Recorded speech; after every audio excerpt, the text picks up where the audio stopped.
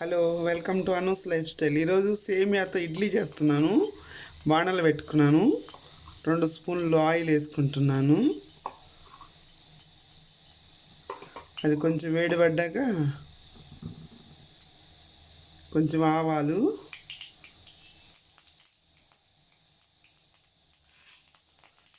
ఏగుతూ ఉన్నాయి కదా. తర్వాత ఒక 2 స్పూన్లు పచ్చిశనగపప్పు, 2 స్పూన్లు మినపప్పు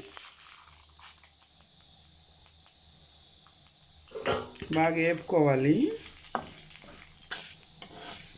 చూడండి, ఏగిపోయాయి.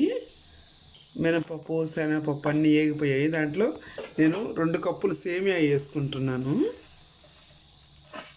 సేమియా కూడా వేయించేయాలన్నమాట.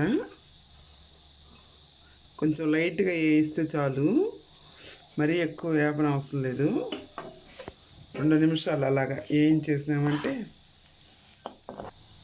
దీంట్లోనే కొంచెం కరివేపాకు, ఒక క్యారెట్ తురిమి పెట్టుకున్నాను. దాంట్లో ఒక 4-5 పచ్చిమిర్చి కూడా కట్ చేసి పెట్టుకున్నాను.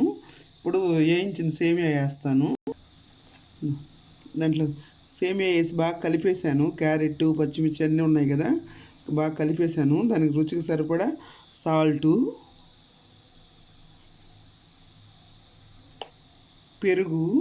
పెరుగు వేయాలి ఎక్కువగానే. నేను నా దగ్గర ఉన్నది వేసి కొంచెం వాటర్ కలుపుదామనేసి అనుకొని 1 కప్పు ఉందన్నమాట పెరుగు వేస్తున్నాను.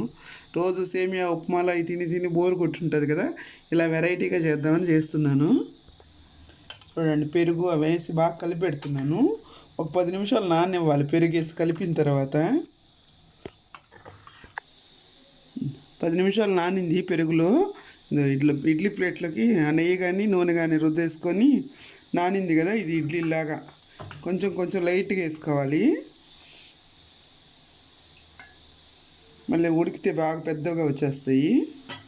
ఇలాగ వేసేసుకొని ఇడ్లీలు చేసేసుకుంటే, మీకు నచ్చితే లైక్ చేయండి, షేర్ చేయండి, సబ్స్క్రైబ్ చేసుకోండి. Okay, bye.